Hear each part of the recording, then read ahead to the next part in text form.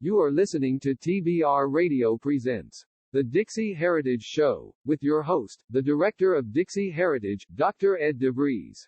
Our listeners in Texas maybe have read the columns that our guest today, Jim Gregg, has written in newspapers all over the Lone Star State, articles in defense of the Confederate-themed license plates that the Sons of Confederate Veterans had fought several court battles for in Texas 4, 5, 6 years ago.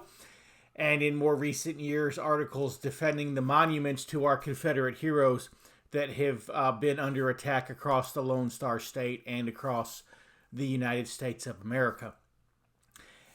Maybe also you remember our guest Jim Gregg today because he was our guest last week. And remember, he dropped a bombshell on us at the end of the program that Jack Ruby and the officer who was transferring Lee Harvey Oswald were homosexual lovers. And that's how Ruby got access to Oswald to kill him on the day of the Kennedy assassination. Well, today, Jim is our guest again, and he is going to drop some more revelation on us as he continues to talk about what happened on the day of the Kennedy assassination. And he gives a detail a few minutes into today's broadcast that in all of the things that I have read through the years, I have never seen this little detail of something that happened during the motorcade. And you'll want to hear this, so stay tuned. After that, Jim's going to talk about his ancestors, because Jim and I both had a common, I say we had common Confederate ancestors. We're not related, but both of our great-great-great-grandfathers served in the 19th Texas Infantry, and so they probably knew each other, and that's kind of what got Jim and I talking to begin with. So stay tuned. We have a great show coming up for you. Ruby had been a labor leader in Chicago before he came to Dallas, and I was convinced, that the man was a communist, a Marxist. But anyway, he gained access to the parking garage down there, and the rest is history. He assassinated Oswald. It's always been a wonder, how did he gain access to get down there when it's supposed to be so secure? And they had the armored car down there getting ready to transfer him to the county facility out of the city. So are you familiar with Pat Shannon? Somewhat, not too much, but somewhat. Because, Pat Shannon, for how many years ago, was the editor of American Free Press. But Pat had written a book called The Two Oswalds.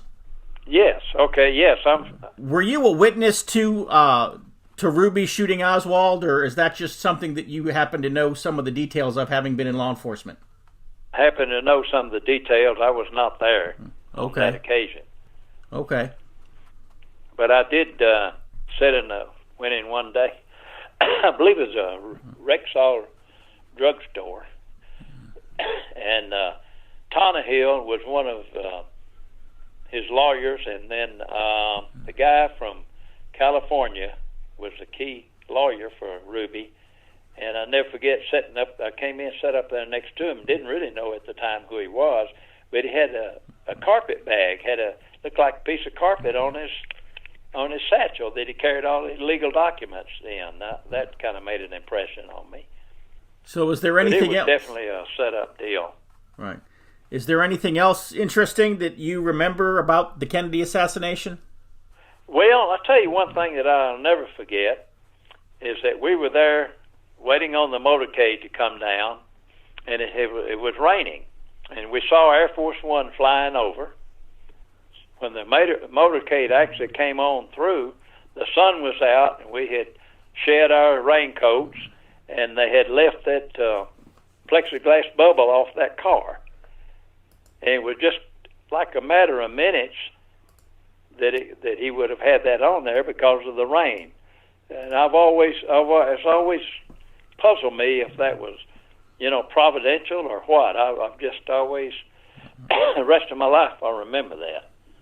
But we expected him to come through with that bubble on there, but of course he didn't. But it's just a matter of a short period of time, and he would have had that. I don't know if that had deflected the shot or not. I don't know about that ballistics on that standpoint, but it's a really strange thing. I was in the reserve at the time, and they assigned me to do, a few things, like going to some of the Dallas area universities and try to recruit for the Bay of Pigs. And Esquire magazine ran a fairly large ad recruiting for the Bay of Pigs at the time, and I was able to get, some people into that. I wish I had known. I didn't know what would ultimately happen to them, And right. Of course, JFK, I did know a guy. His dad was a physician from, gosh, let me think of it. I'm trying to think. It's a small town. Wasn't Malakoff. Let me think. I was trying to think of the name of that. I saw him later years, and he said they were on the beach, looking over the shoulder for the air support, which never came. But gosh, that's a long time ago. Seems like I can remember things, Doctor, better now that happened years ago, and I can't. What happened yesterday? I understand that. I'm only in my late 40s, and I'm already having sometimes the same problem. Well, I have to admire a guy like you. You're very prolific. You've had 30 books or so? And like I said, I'm glad you're on our side. In your web browser and type in www.barnesreview.org and discover the Barnes Review magazine. In the Barnes Review, you will read vignettes of man, from the prehistoric to the very recent, from forgotten races and civilizations to first-person accounts of World War II and the late Cold War. There is no more interesting magazine published today, nor a more significant and important subject than real history. So visit www.barnesreview.org and subscribe to the Barnes Review. You can subscribe to receive the Barnes Review magazine in its print form, or in convenient electronic delivery. Our host has been a subscriber to both formats for years. So visit www.barnesreview.org and subscribe to the Barnes Review. Well, have you had much adverse attention because of your stand on all of this? Yes, sir, I have. There was a church in Texas that I pastored, and we had a Robert E. Lee Sunday. It made the news. In fact, the local CBS affiliate in College Station there carried it. They had cameras out there, and it made the evening news that day. It just so happened that Lee's birthday fell on the Sunday before Martin Luther King Day that year. And so we had the Robert E. Lee Sunday on Robert E. Lee's birthday on Sunday. I rode up to church dressed as a Confederate chaplain. I was riding a horse, fired off a cannon on the church lawn. We probably had 100 and some reenactors there that were in... Man, great for you. Yeah, and then we had I don't know how many ladies that were in period attire, and it was just a spectacle. And the College Station newspaper, we were in Roans Prairie, which was about a half an hour from, it was in Anderson County, about half an hour from College Station. And the College Station newspaper, basically, we made the front page, and this was on Martin Luther King Day, on Monday. We made the front page for Robert E. Lee Sunday, and Dr. King was buried to like page 20. And the leadership of the Texas, I kid you not, the leadership of the General Baptist Convention of Texas basically decided that they were going to censure me because how dare I, basically disrespect Dr. King in that way. And we meant no disrespect to Dr. King whatsoever. We were doing something the day before, and I had no idea that the newspaper was going to put us on the front page, or that, the television, CBS television affiliate would see our advertising and send a camera crew. I had no idea those things were going to happen. But, yeah, the Baptist General Convention of Texas, pretty much decided for quite some time that they were going to give me grief at every turn because I was politically incorrect, and so forth. And, this was back in 2004. This was well before there was any controversy surrounding these things. And of course, I could rattle off a laundry list of teaching positions that I have, applied for at university and college level that I've been denied because, as soon as they see the subjects of some of my books, I used to be a high school history teacher in Texas, actually, And the superintendent of schools took me to lunch one day and told me, he said, "You've got to stop using words like the War of Northern Aggression." So, I mean, yeah, I could rattle off a laundry list of lost opportunities because of this, but, you know, this is what God called me to do, so I do. Well, I'm proud of you. I'm proud of you. I'm very proud of you. I am proud that we are compatriots. So, I want to send you an article that I wrote for a little newspaper sometime back about the history of the Lone Star flag and the war between the states. And I give lectures on that to camps and public libraries, you know, whatever. I'd like to send you an article I wrote if I could. Yes, sir. Well, I'm going to mail you a book, so when I do, you'll have my address too, and you can just send the article with that, and I'd love to read it. Great. Extra, read all about it. If you're like me, and I'll bet you are, you like to be on the cutting edge of honest news and accurate information. You like to hear about the latest financial trends and to know what's happening around the world and right here in the United States, the things that can directly impact you, your life, and the life of your family. And if you're like me, you do not rely on the mainstream media to obtain this information because, frankly, you know that you just can't trust them. Fortunately, there is an alternative news outlet with a long-established track record for honesty and integrity, and that is the American Free Press. AFP is the preeminent alternative, independent news source for honest, hard-working, truth-loving Americans. 26 times a year, the American Free Press newspaper can be delivered to your door, packed with the kind of uncensored news that I know you're going to appreciate. AFP covers the stories and tells the truth that the lamestream media is frankly scared to touch. And AFP offers real, on-the-scene reporting and commentary, the likes of which you will never see in the Washington Post, the New York Times, ABC, NBC, CBS, CNN, or just about any other lamestream news source that you can think of.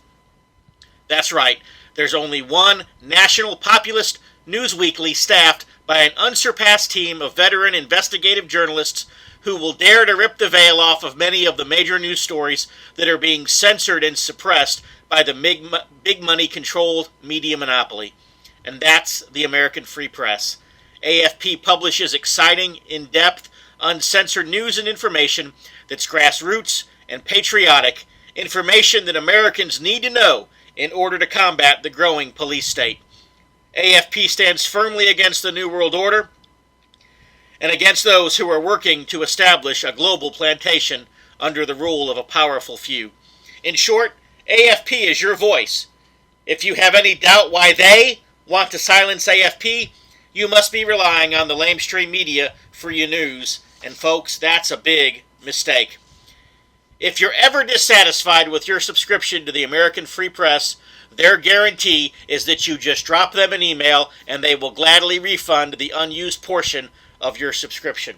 So what are you waiting for? Visit www.americanfreepress.net. Once again, www.americanfreepress.net. And find out about the American Free Press. Do it today. Extra, extra, read all about it. I was a county commissioner for 3 terms. We did have a victory here a couple of weeks ago. Doctor, they wanted to remove our Confederate monument statue, and it's about 3 stories high, beautiful. And we hammered on the commissioner's court, and they finally, the black commissioner put it on the agenda. So he made his motion, and we were packed out. I had a lot of the VFW, American Legion guys there, as well as the SCV people.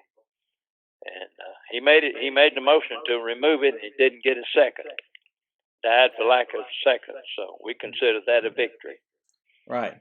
And of course, the NACP, and we had a white guy with his beard and Antifa Marxist type, and he raised the clenched fist to the commissioner's court, to the people, which didn't endear him to the county judge and the other commissioners.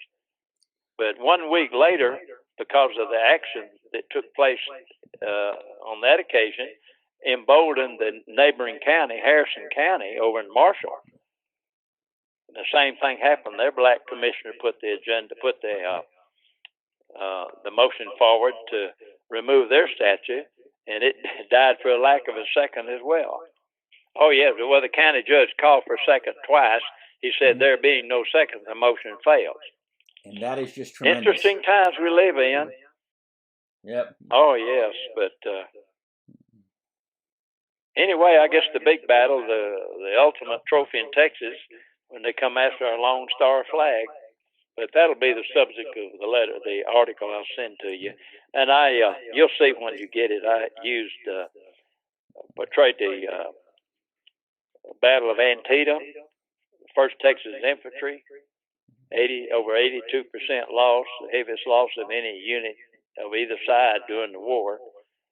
I believe it was 8 flag bearers fell carrying the Lone Star flag.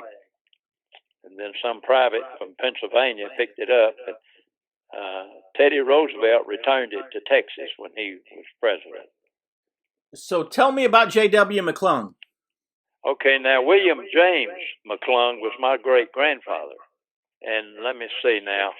I think J.W., let me check, is the one that died and buried at the cemetery in Hot Springs, Arkansas, the National Cemetery there.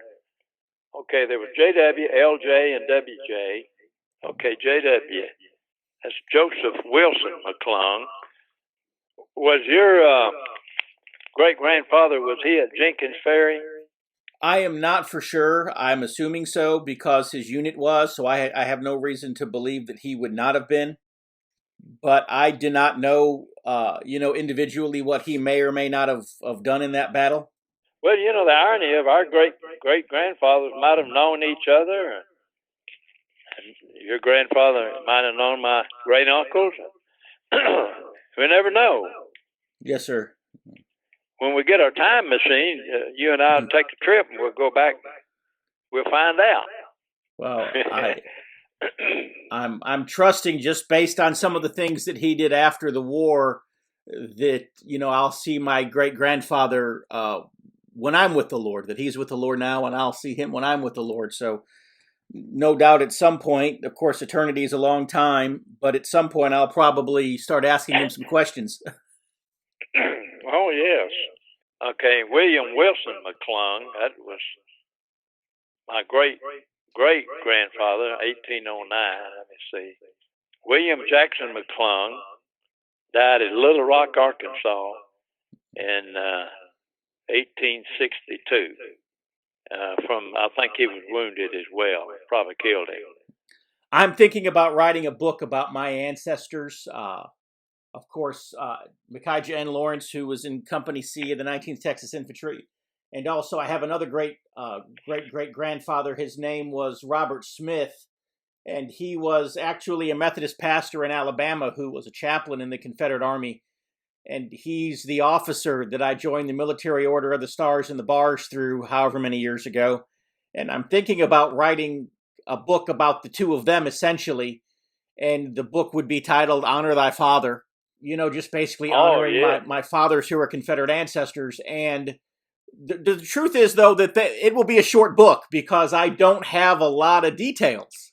I'm just going to have to kind of piece together their life stories based on some records and things. And in both cases, I know people who knew their children, but nobody who knew them directly. So again, it'll be a short read.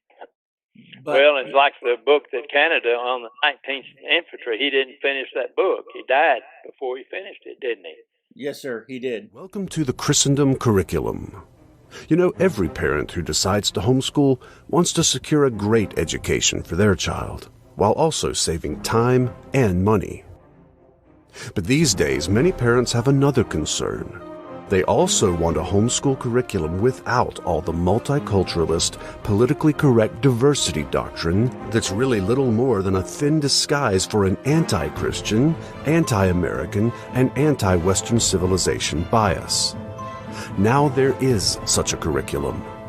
The Christendom curriculum gives your children a complete education in Bible, history, literature, and more. focusing on the classic academic skills of reading, writing, and arithmetic. But we also tell the story of Christendom, the story of the Christian nations, especially as Christ's kingdom has been historically manifest in the nations of Europe and America, and we do so without apology. The Christendom curriculum is the only Christian nationalist homeschool program you'll find. We support the right of the European and American peoples to their historic Christian cultures against the globalist leftists who want to destroy those cultures. Not only that, but we provide assigned reading courses for various hot-button subjects in our current culture wars, including feminism, social justice, and cultural Marxism, among others. These reading courses will teach your kids how to survive a social justice warrior attack, how to debate with leftists on social media, how to reform their local churches and communities, and more. We're living in a time of tremendous historical and social change. Christians have the opportunity now to begin building the culture and civilization of the next 1,000 years and beyond. It's an exciting time to be alive. So if you want to help raise the next generation of culture warriors, if you want your children to grow up with a love for Christ's kingdom and for their own nation, while at the same time learning how to defend America and rebuild the West, the easy-to-use Christendom curriculum is for you. Click the Learn More button to get in on the action. And thanks for listening.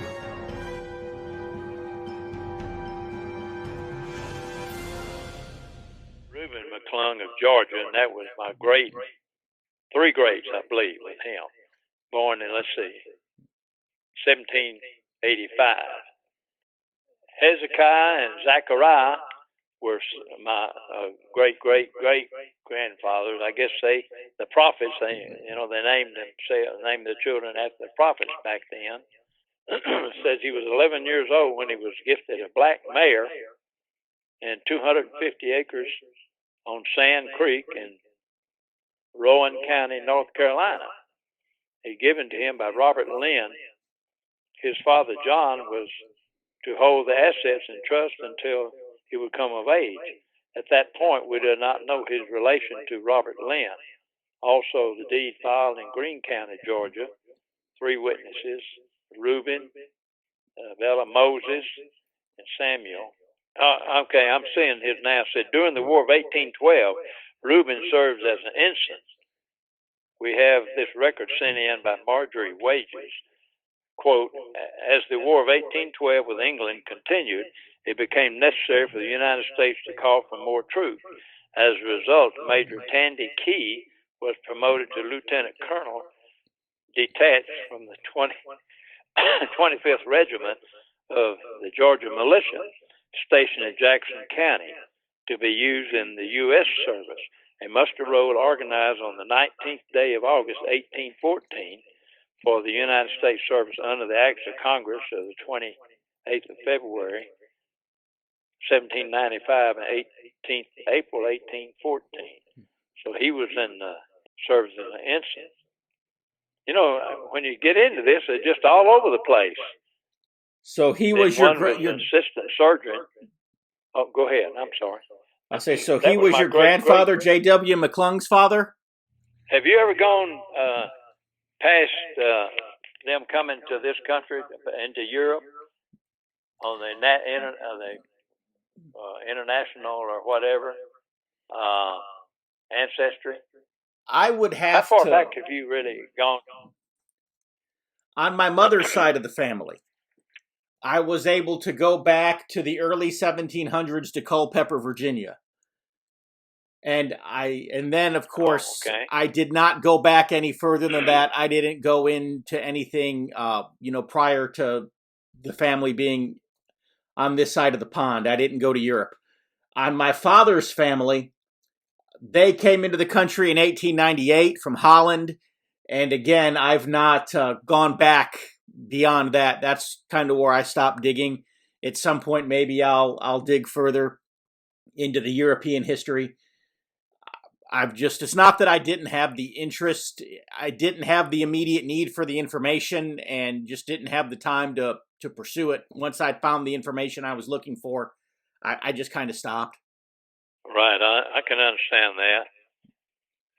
This does take a lot of time, and especially when you're spending time making doctor's appointments and doing all the other things that come with the aging process. You know what's going to make this hard for me going into Europe, not on my mother's side of the family, but on my dad's side of the family, is because they came from Holland and our last name is De Vries. It just so happens that about 80% of the people who live in Holland have the last name of De Vries. Sort of like Patels, huh, for India. Yes. And so it's going to make a lot of this a little more difficult because, De Vries is more common in the Netherlands and in Holland than Smith is in this country.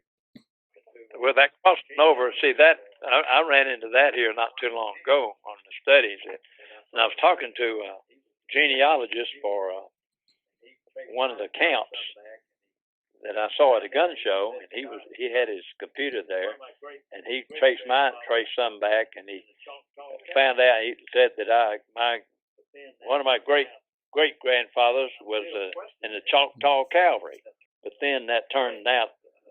I'm still questioning it, but that turned out to not be. We had a genealogist when I was pastoring in Kansas. I was the division chaplain for the Kansas division, and we had a genealogist. I cannot remember his name. But he had started a big project to go throughout the cemeteries in Wichita and in southern Kansas and find all of the Confederate soldiers and get grave markers for their graves. And he had found 100 and some Confederate veterans. And he ordered grave markers, and, he submitted all this to the Department of Veterans Affairs, and they came back to him. And with just a few exceptions, they all turned out to be Yankee veterans. If you're not careful, your genealogy can get a little sloppy, and you've got to make sure that amateur genealogists have to kind of stay on the straight and narrow, don't you, on the genealogy? Okay, yeah, that was my great grandfather was Reuben, War of 1812. In 1823, Inferior Court appointed William Lord, Reuben Mcclung, and Asa Wade as commissioners to lay out a road nearest and best way to Walton County line. So my great-grandfather was a county commissioner too. Hello, I'm Tom Strain, Lieutenant Commander-in-Chief of the Sons of Confederate Veterans. The Confederate flag, Confederate symbols, and the reputation of our Confederate ancestors has come under attack. The Sons of Confederate Veterans is actively fending off our detractors, but there is only so much that we can do. We need your help. Contact your local, state, and national elected politicians and tell them that you will not tolerate these attacks on our heritage. You can also visit scv.org, download an application to join us in our fight to preserve our Southern heritage.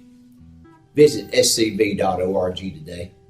If you don't have a Confederate ancestor and you are tired of American history disappearing, you can assist us by becoming a friend of the SCV. Please visit scvheritagedefense.org and make a donation to the Heritage Defense Fund. We hope that you will join us in the fight to defend the Confederate soldiers' good name.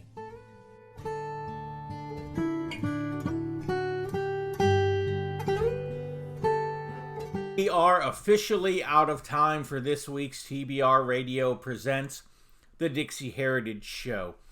Go to my website, www.dixieheritage.net, www.dixieheritage.net.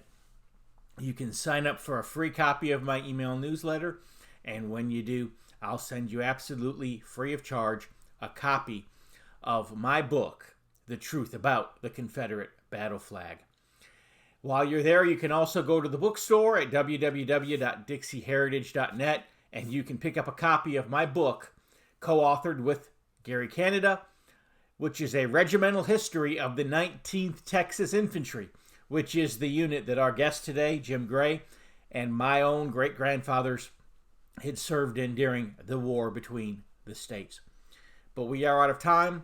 We will be back again next week, same time, same place. If you just happen to be watching on YouTube, click like and subscribe. I'll be back again next week. Until then, God bless.